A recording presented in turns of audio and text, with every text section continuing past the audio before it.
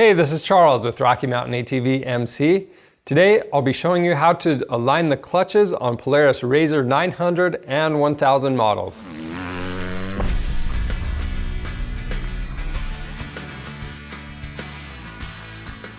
The reason we want to align these clutches is to prevent premature belt wear. These clutches can be knocked out of alignment because the transmission and engine are two separate pieces that are bolted together. And because of the way they're mounted together, they can actually be knocked out of alignment when you go over jumps, bumps, and G-outs. Once they are out of alignment, it can put uneven pressure on your belt, resulting in accelerated wear.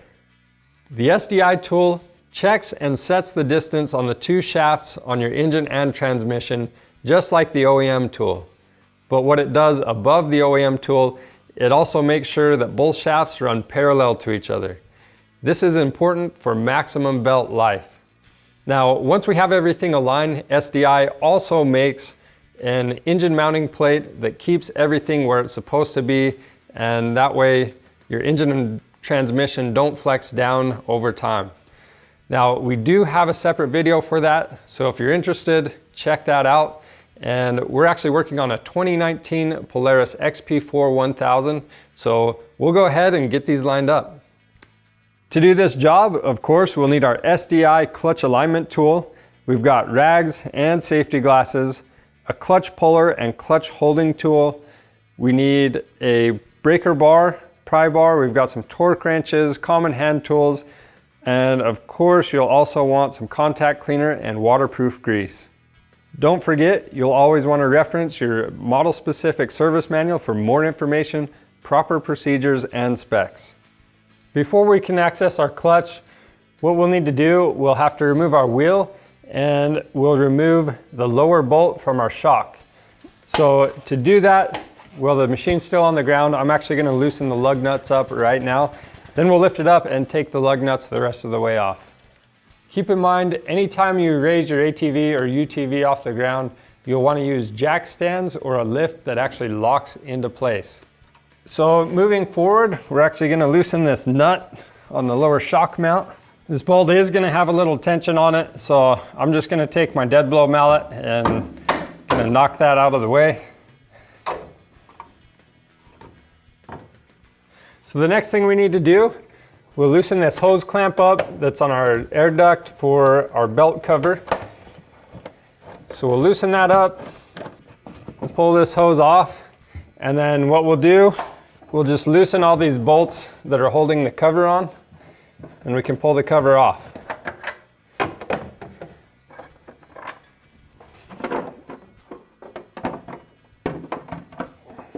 Okay, to remove this belt, what we need to do is we'll install the clutch separator tool.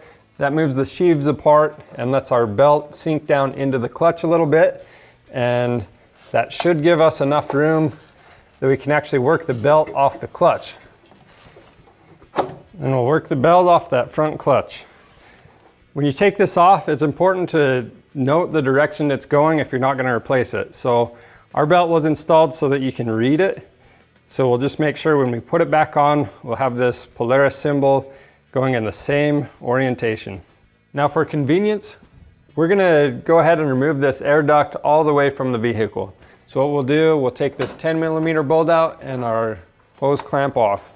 Okay, we're going to pull our secondary clutch off, and to do that, we're actually going to use an impact gun.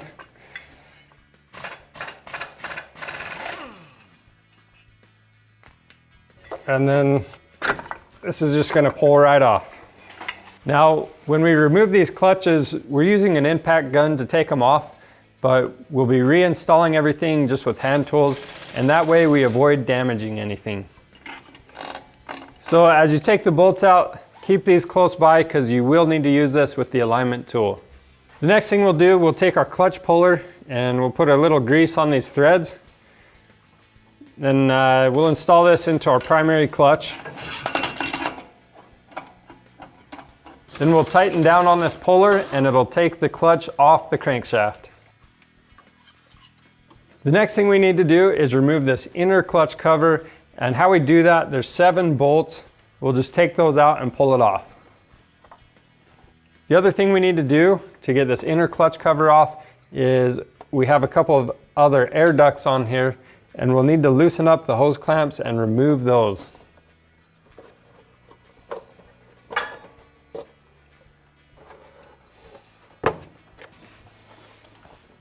The next thing we need to do is take the shafts that came in our kit and we'll put them on our drive shaft. So the one that goes on our transmission shaft, it's a little bit longer than the one that goes on the engine side. Before we put these on, it's a good idea. We want to make sure we have any dirt that might have come off of the clutches. Get that off of these shafts. What we'll do, we'll start with this transmission shaft and we'll put that on. And depending on your kit, so this one actually came with the bolt that goes in here. It's not always going to be that way. Some of them you might have to reuse the bolt that you removed from your driven clutch. So we'll go ahead, and this one on the transmission side is not really going to be that tight. Okay, when we install this front shaft, it does have the taper, and we do want it to ride up a little bit on the taper and press down. So we'll take the bolt that came out of our primary clutch and we'll start to thread that in by hand a little bit. Once we get that going, we'll take our impact. Since this is pretty hard to get this tight enough just with hand tools and holding this, we'll take the impact, and that way it can work onto the taper a little bit. And just to give you an idea, this bolt from the factory with the primary clutch, it's torqued down to just under 100 foot-pounds. So we're not actually going to go that high with it. We just want enough to hold it down secure. And this back one, you know, it's probably about just under 40 foot-pounds is the stock spec on it. So again, we're not really going that tight. We're just going to snug it down enough to where it's not really moving around. With these shafts tightened on there, now we can take our alignment bar and we'll start with the front and then try to work it on this transmission shaft. So ours actually is out of alignment. So what we need to do is loosen the bolts that hold the transmission to the engine. So there's 2 on this side, and then we've got 4 we need to loosen up on the other side. With these bolts, we're just loosening them. We're not pulling them all the way out. On the other side of the machine, we have 1 bolt right here. Loosen that up. And then behind these hoses, we've got another bolt right there.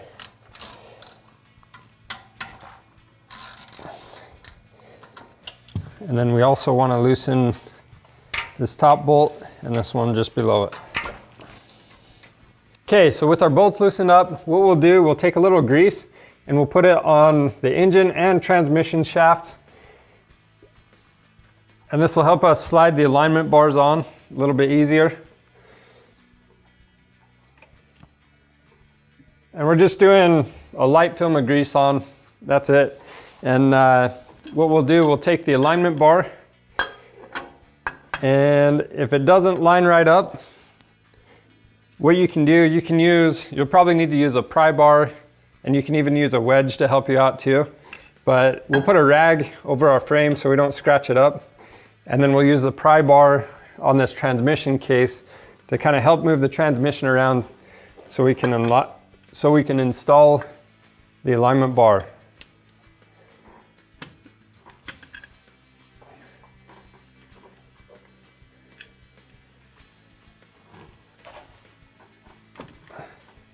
So, and if it's difficult, you can use a rubber mallet or a dead blow hammer to help you out. And what you'll do, you'll insert this until it's almost to the end of this shaft coming off the engine side. After that, we'll install the second alignment bar. And when we put this one on, all we're doing, we'll install it so it's just on the ends of the shafts. So what we're going to do now is tighten all 4 of these Allen screws on the engine side of the alignment bars, and we'll leave the other side loose right now.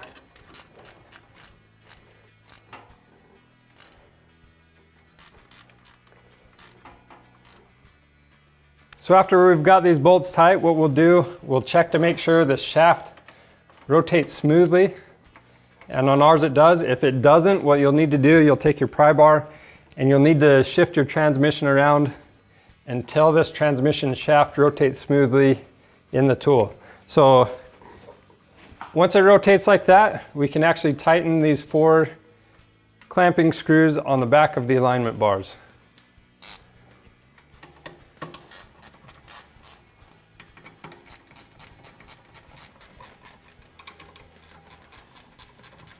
All right, with our alignment tool tightened down, we're now ready to tighten all of the bolts mounting the transmission to the engine.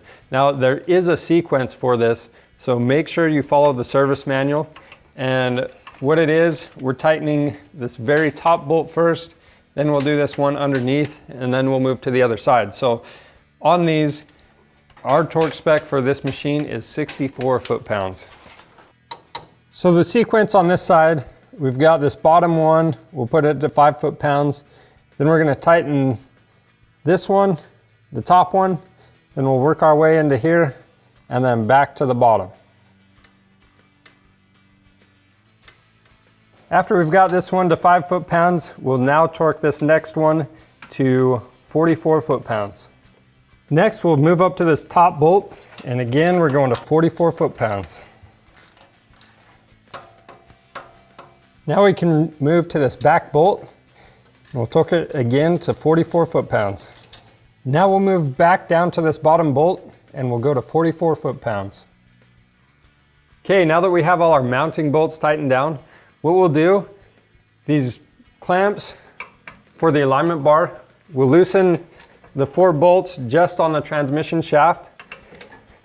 And what that will let us do is we actually want to make sure the transmission shaft still turns freely once these bolts are loosened up. Okay, so you can see this thing's spinning pretty easy. That's what you want. That's how you know everything stayed in alignment while you torqued everything down. If for some reason this doesn't spin freely, you want to go back through and you'll loosen everything up, redo the process of tightening these down, and then you'll tighten down all your mounting bolts again. And then you'll check this a second time to make sure it does this. So since ours is good, we'll now loosen these front clamping bolts up, and then we'll take our alignment bars off. So this thing, that's how you know, another check. It slides so easy. Those are lined up really well.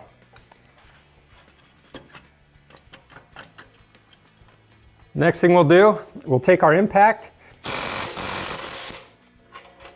and remove the bolt from the engine shaft.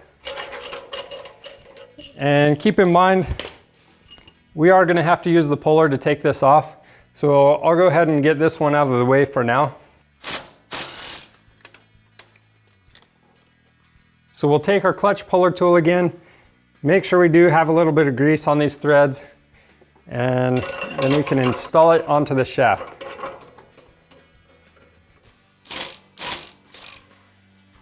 So the next step is to install our inner clutch cover.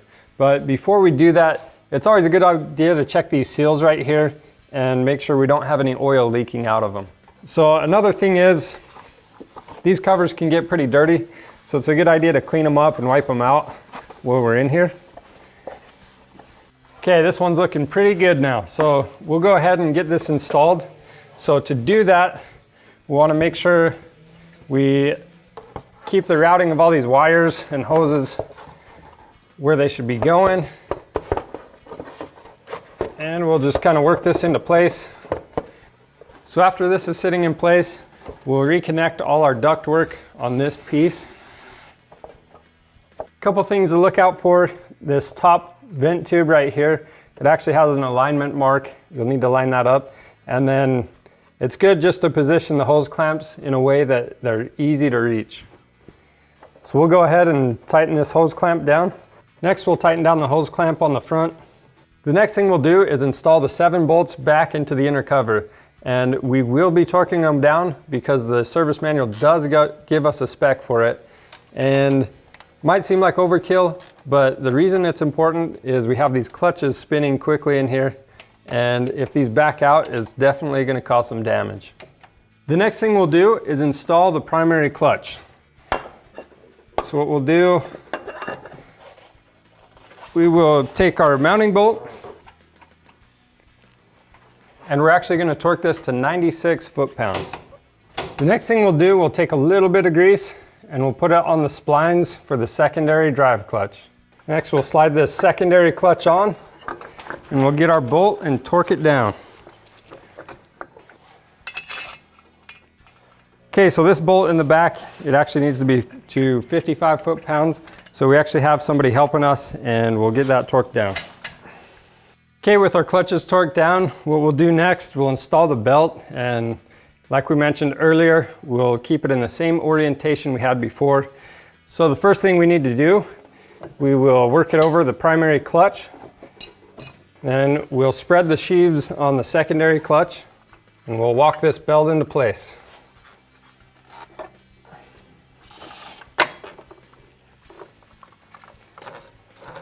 And then once we've done that, what we need to do, we'll spin the secondary and the belt is actually going to come up to its operating place where it'll start out. If you don't do this, it's going to be like starting out in high gear and you can burn up the belt or maybe even slightly damage it. The next thing we'll do is clean up the outer clutch cover. And after we do that, we're ready to install it.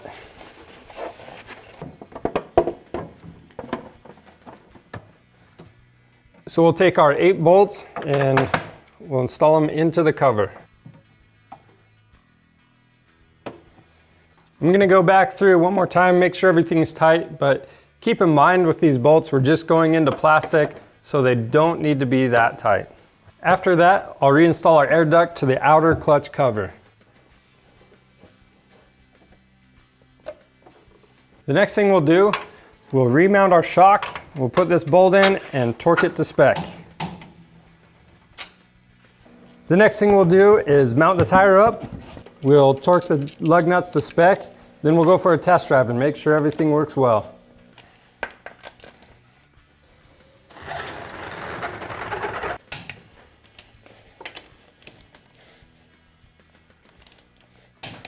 And that's all there is to aligning the clutches on your RZR. This alignment tool is available on our website with pretty much anything you could want for your machine, so be sure to check that out. We have both OEM and aftermarket parts. If you like this video and want to see more like it, subscribe to our YouTube channel because we have a ton of other helpful videos on there. That's all for now. Thanks for watching.